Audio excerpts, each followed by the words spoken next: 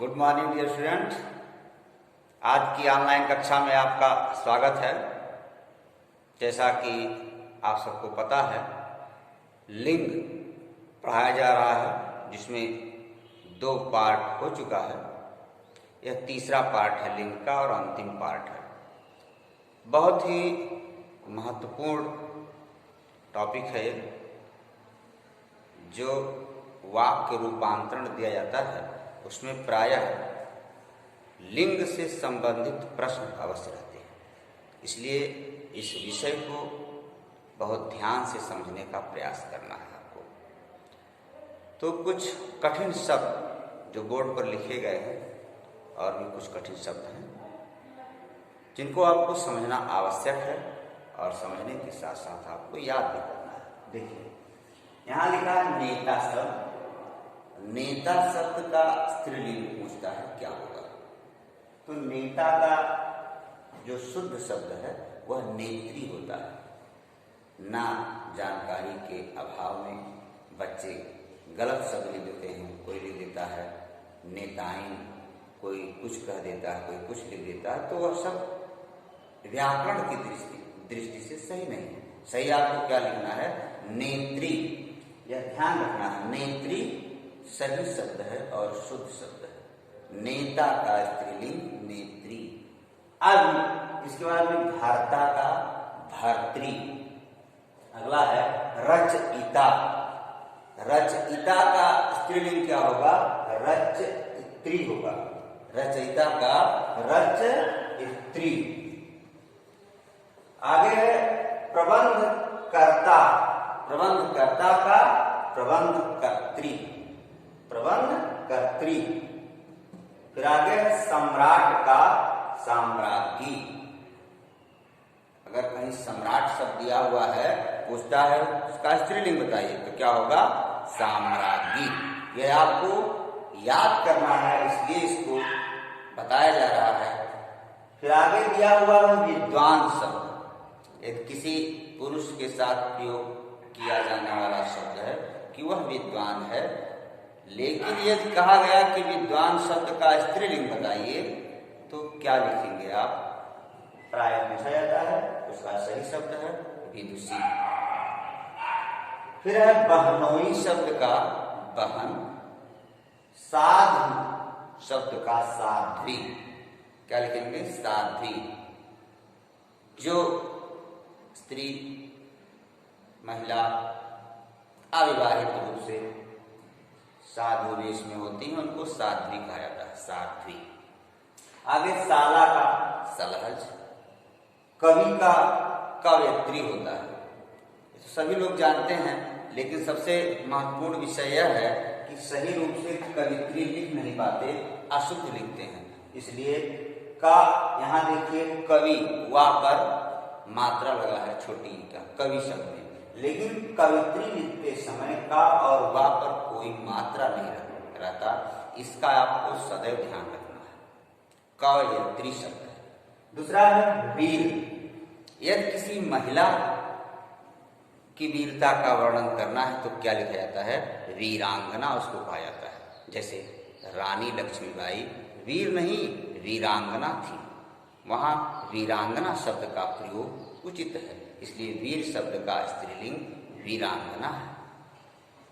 आगे कुछ और शब्द हैं जिस पर आप ध्यान दीजिए।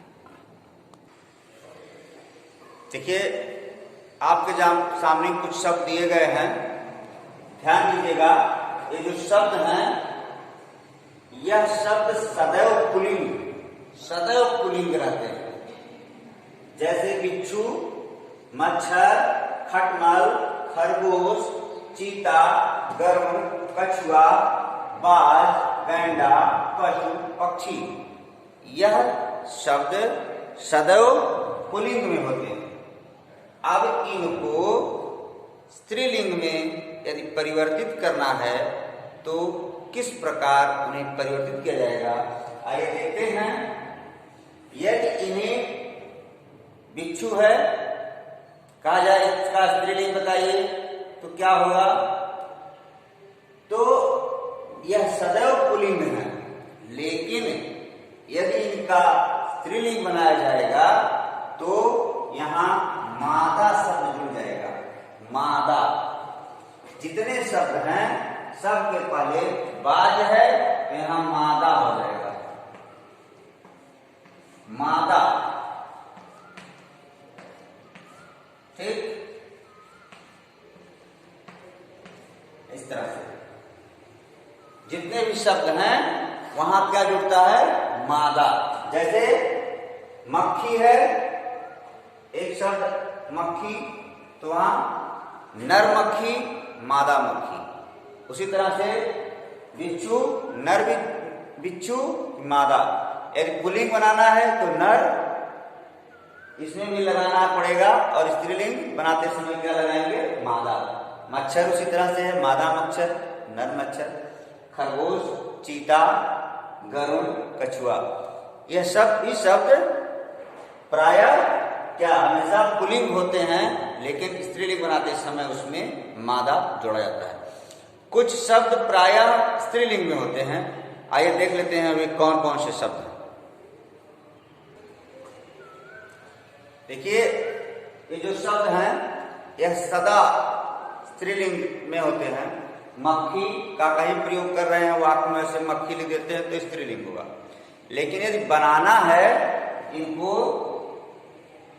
तो नर मक्खी, मादा मक्खी, इस तरह से उसको लिखा जाता है कि नर मक्खी है, मादा मक्खी। गिलहरी, मैना, तितली, मछली, दीमक, कोयल, सभी शब्द जो दिए गए हैं वह सदा स्त्रीलिंग में होते हैं। लेकिन यदि उन्हें पुल्लिंग बनाया जाए इन शब्दों को तो नर शब्द जोड़ना पड़ेगा, क्योंकि ये स्त्रीलिंग में है। उसी तरह जो पुल्लिंग में शब्द थे उनमें मादा जोड़ना पड़ता है। तो इस प्रकार से आपको इन सब शब्दों को याद रखना है। वैसे जो नदियों के नाम होते हैं, गंगा, वो सभी प्रायः स्त्रीलिंग होते हैं। गंगा, यमुना, सरस्वती और भी जितनी नदियां हैं, केवल एक नदी ब्रह्मपुत्र, अपवाद है वह। ब्रह्मपुत्र नदी पुल्लिंग है, और जितनी नदियां हैं उनका प्रयोग वाक्य में स्त्रीलिंग होता है। इसी तरह देशों के जो नाम हैं, जितने भी देश हैं सब पुल्लिंग में होते हैं, लेकिन श्रीलंका अपवाद है। उसी तरह कुछ अनाज प्रायः पुल्लिंग में होते हैं, लेकिन अरहर, मक्की, ज्वार स्त्रीलिंग में होता है। तो इन सब शब्दों को आपको याद करना पड़ेगा। जब आप याद रखेंगे तो उसका वाक्य में अच्छी तरह से प्रयोग कर सकते हैं। इस प्रकार लिंग का ये हमारा वीडियो समाप्त हुआ। मुझे विश्वास है कि आपके समझ में अच्छी तरह से आ गया होगा। धन्यवाद।